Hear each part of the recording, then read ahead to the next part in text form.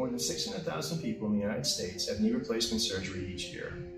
For most of the medical devices put in the knee, the expected lifespan of the device is approximately 20 years, with less than a 2% failure rate. However, the popular Attune Knee System has been shown to have a high premature failure rate, causing patients to require repeat knee surgeries. Attune Knee Systems are made by Synthesis, a subsidiary of Johnson & Johnson, and were introduced to the worldwide market in 2011.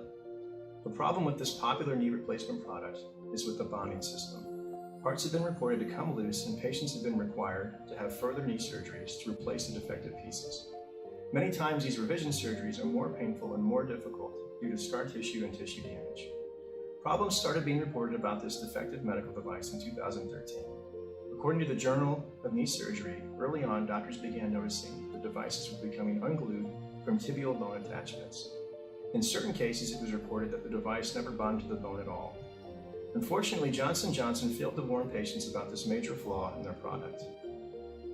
If you are one of the 650,000 patients who had an Attune Knee System surgery, here are some signs to look for if you suspect that your medical device has come loose. Constant and consistent pain, limited or awkward range of motion, swelling and inflammation, loss of stability, nerve damage, clicking and popping. If you had an Attune Knee System surgery and experienced loosening, infection, instability, dislocation, or revision surgery, you may be eligible for compensation.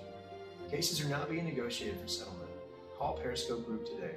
We want to hear your story.